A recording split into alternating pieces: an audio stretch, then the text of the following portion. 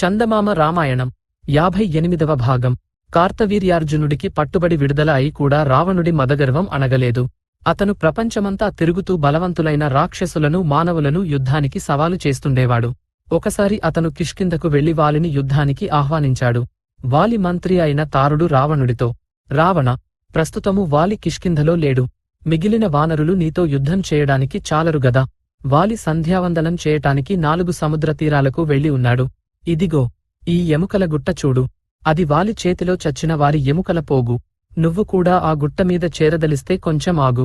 వాలి త్వరలోనే తిరిగి వస్తాడు. లేక మరీ అంత తొందరలో ఉన్నట్టయితే దక్షిణ సముద్ర తీరానికి వెళ్లి అక్కడే వాలి చేతిలో శీఘ్రంగా చచ్చిపోవచ్చు అన్నాడు. రావణుడు తారుణ్ణి తిట్టి పుష్పకం మీద దక్షిణ సముద్ర తీరానికి వెళ్లాడు. అక్కడ అతనికి మేరుపర్వతం లాటి వాలి సంధ్య వార్చుతూ కనిపించాడు. రావణుడు కొంత దూరంలో పుష్పకం దిగి వాలిని వెనక నుంచి పట్టుకునే ఉద్దేశంతో అడుగుల చప్పుడు వినపడకుండా వాలిని సమీపించాడు. కాని హఠాత్తుగా వాలి వెనక్కు తిరిగి రావణుడిని చూసి అతని ఉద్దేశం గ్రహించి కూడా ఏమీ ఎరగనట్టు ఉండిపోయాడు. రావణుడు సమీపంలోకి వచ్చినట్టు తెలియగానే వాలి గరుత్మంతుడు పామును పట్టినట్టుగా రావణుణ్ణి పట్టుకుని చంకలో పెట్టుకుని రివ్వున ఆకాశంలోకి లేచాడు. రావణుణ్ణి విడిపించాలని అతని మంత్రులు కేకలు పెడుతూ వాలి వెంటపడ్డారు. కాని కొంత దూరం వెళ్లి వాలిని అందుకోలేక అలసిపోయి వారు వెనక్కు వెళ్లిపోయారు. అదే మంచిదైంది. లేకపోతే వారు వాలికి చిక్కి ప్రాణాలతో బయటపడి ఉండేవారు కాదు. వాలి రావణుణ్ణి చంకలో పెట్టుకొని పడమటి సముద్ర తీరాన దిగి అక్కడ స్నానం చేసి సంధ్య వార్చి ఉత్తర సముద్రానికి వెళ్లాడు. ఆ తర్వాత తూర్పు సముద్రానికి వెళ్లాడు. అన్ని సముద్రాల వద్ద సంధ్యానుష్ఠానాలు ముగించుకుని వాలి రావణుడితో సహా కిష్కింధకు తిరిగి వచ్చాడు. కిష్కింధలోని ఉద్యానంలో వాలి రావణుణ్ణి కిందికి దించి నవ్వుతూ, ఏం రావణ, ఎక్కడ నుంచి రావటం అని అడిగాడు. రావణుడు వాలికి క్షమాపణ చెప్పుకుంటూ, నీవంటి బలశాలి, వేగవంతుడు సృష్టిలో మరొకడు లేడు. నన్ను పట్టుకుని 4 సముద్రాలలోనూ నువ్వు ఒక్కడివే ముంచగలిగావు. నీ శక్తి అపూర్వం. నేను నీతో అగ్నిసాక్షికమైన స్నేహం వాంఛిస్తున్నాను అన్నాడు. ఆ ప్రకారమే అగ్నిని ప్రజ్వలింపజేసి ఇద్దరూ కౌగిలించుకుని భ్రాతృ స్నేహం అవలంబించారు. రావణుడు కిష్కింధలో 1 నెల రోజులుండి సుగ్రీవుడు పొందే మర్యాదలన్నీ పొందాడు. తర్వాత రావణుణ్ణి అతని మంత్రులు వచ్చి లంకకు తీసుకుపోయారు. అగస్త్యుడు రాముడికి ఈ వృత్తాంతం చెప్పి, రామా, నీ చేతి 1 బాణంతో చచ్చిన వాలి అలాటి అపార బల సంపన్నుడు అన్నాడు. దానికి రాముడు, అగస్త్య మహర్షి, వాలి బలము రావణుడి బలము అపూర్వమైనవని నేను అంగీకరిస్తానుగాని నా ఉద్దేశంలో హనుమంతుడు వీరికన్న కూడా శక్తిమంతుడుగా కనిపిస్తాడు. అతడు 100 యోజనాల సముద్రాన్ని లంఘించడమేగాక రావణుడి లంకలోని అంతఃపురంలోకి అవలీలగా ప్రవేశించి ఎందరో రాక్షస వీరులను ఒంటరిగా చంపి లంక నగరాన్ని తగలబెట్టినవాడు. అతను చేసిన సాహసాలు 3 లోకాలలోనూ ఎవరికీ సాధ్యం కావనిపిస్తుంది. అంత మహాబలశాలి వాలిని చంపకుండా తన రాజైన సుగ్రీవుడు అష్టకష్టాలు పడుతుంటే ఎందుకు చూస్తూ ఊరుకున్నాడు? ఈ నా సందేహాన్ని తీర్చండి అని కోరాడు. అది విని అగస్త్యుడు, రామ, హనుమంతుడిని గురించి నీవన్నదంతా నిజమే. అంతటి బలశాలి, వేగవంతుడు, బుద్ధిశాలి మరొకడుండడు. అతడు అతి బాల్యంలోనే ఎన్నో అద్భుతాలు చేశాడు. బహుశా అతనికి ఆ విషయాలు జ్ఞాపకం కూడా ఉండవు. కాని మునులు అతనికి బాల్యంలోనే శాపం ఇచ్చారు. అతని విచిత్ర కథ చెబుతాను అంటూ ఇలా చెప్పాడు. హనుమంతుడి తండ్రి కేసరి మేరు పర్వతం మీద రాజ్యం చేస్తూ ఉండేవాడు. అతని భార్య అంజన. ఆమె వాయుదేవుడికి హనుమంతుణ్ణి కన్నది. పసివాడైన హనుమంతుణ్ణి ఆమె ఒక చోట పడుకోబెట్టి పళ్ళు తెద్దామని అడవికి పోయింది. అంతలో హనుమంతుడికి ఆకలి అయి ఏడవసాగాడు.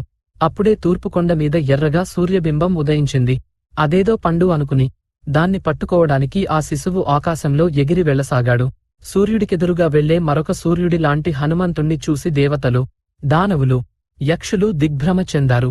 ఎందుకంటే అప్పటికే అతని వేగం వాయువేగాన్ని, గరుత్మంతుడి వేగాన్ని మించింది. అలా సూర్యుడికేసి ఎగురుతూ పోతున్న తన కొడుకు వెంట వాయుదేవుడు కూడా పరిగెత్తుతూ ఆ శిశువుకు సూర్యుడి వేడి తగలకుండా మంచు బిందువులు చల్లుతూ వెళ్లాడు. ఈ విధంగా తనను సమీపించే బాల హనుమంతుడిపైన సూర్యుడు కూడా తన ప్రతాపం చూపలేదు. అదీగాక హనుమంతుడు సూర్యుణ్ణి చేరుకునే సమయానికి సూర్యుడిని పట్టటానికి రాహువు కూడా సూర్యుడి రథంపైకి వచ్చాడు.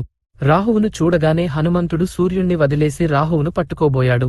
రాహువు భయపడి పారిపోయి నిండు సభలో ఉన్న ఇంద్రుడి వద్దకు వెళ్లి, ఇంద్రా, ఏమిటి ఈ అన్యాయం?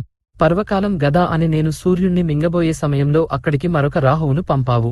వాడు సూర్యుడితో పాటు నన్ను కూడా పట్టుకుని మింగబోయాడు అన్నాడు. వెంటనే ఇంద్రుడు రాహువును వెంటబెట్టుకుని ఐరావతం మీద సూర్యుడి వద్దకు వచ్చాడు. ఇంకా అక్కడే ఉన్న హనుమంతుడు రాహువును చూడగానే పట్టుకోవచ్చాడు. ఇంద్ర, రక్షించు రక్షించు అన్నాడు రాహువు. నేను వీడ్ని చంపుతాను, భయపడకు అని ఇంద్రుడు రాహువుతో అంటుండగానే హనుమంతుడు ఐరావతాన్ని చూసి అదేదో తెల్లని పండు అనుకుని దానిపైకి వచ్చాడు. ఇంద్రుడు తన చేతిలో ఉన్న వజ్రాయుధంతో మెల్లగానే హనుమంతుణ్ణి కొట్టాడు. ఆ దెబ్బతో బాల హనుమంతుడు ఒక కొండమీద పడిపోయాడు. అతని ఎడమ దవడ నలిగిపోయింది. తన కొడుకును కొట్టినందుకు ఇంద్రుడిపైన కోపం వచ్చి వాయుదేవుడు ప్రపంచమంతటా సంచరించడం మాని తన కొడుకునెత్తుకుని ఒక కొండ గుహలో కూర్చున్నాడు. ప్రాణులన్నీ ఉక్కిరిబిక్కిరి అయిపోయాయి.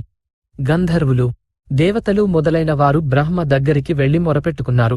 బ్రహ్మ వారందరినీ వెంటబెట్టుకుని వాయుదేవుడున్న గుహకు వెళ్లాడు.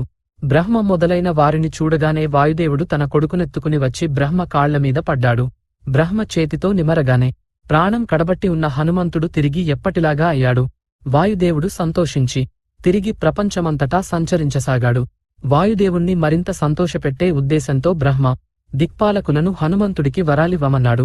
తన మూలంగా హనువు అంటే దవడ దెబ్బతిన్నది కనుక అతనికి హనుమంతుడని పేరు పెడుతూ ఇక ఎన్నటికీ అతనికి వజ్రాయుధం చేత దెబ్బ తగలకుండా ఇంద్రుడు వరమిచ్చాడు. సూర్యుడు హనుమంతుడికి తన తేజస్సులో 1% ఇచ్చాడు. హనుమంతుడు గొప్ప వక్త, మహాపండితుడు అయ్యేటట్టు కూడా వరమిచ్చాడు.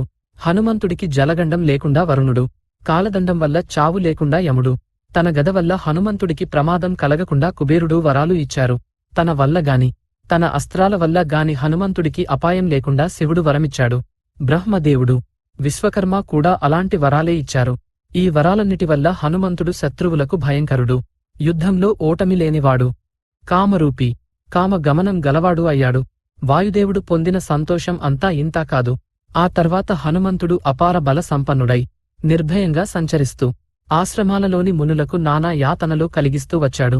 అతను దేవతల చేత వరాలు పొందినవాడని తెలిసిన మునులు అతను తమ నారబట్టలను, అగ్నిహోత్రాలను, కుండలను, కృష్ణాజినాలను ధ్వంసం చేస్తూ ఉన్నప్పటికీ చూసిచూడనట్టుగా ఉండిపోయారు. ఒకవంక కేసరి, మరొకవంక వాయుదేవుడు వద్దని చెబుతున్నా హనుమంతుడు తన ఆకతాయితనం మానలేదు.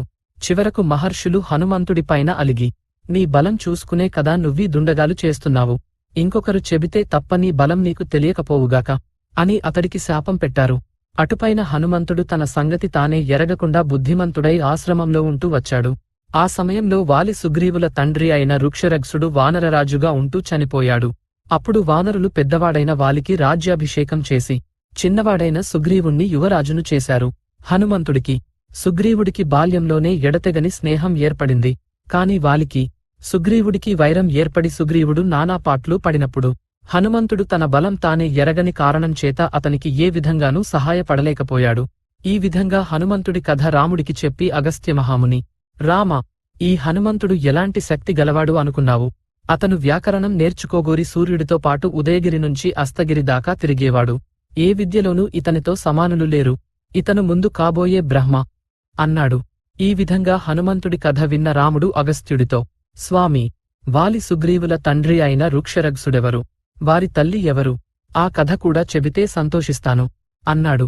చందమామ రామాయణం 58వ భాగం సంపూర్ణం. ప్రస్తుతానికి స్వస్తి.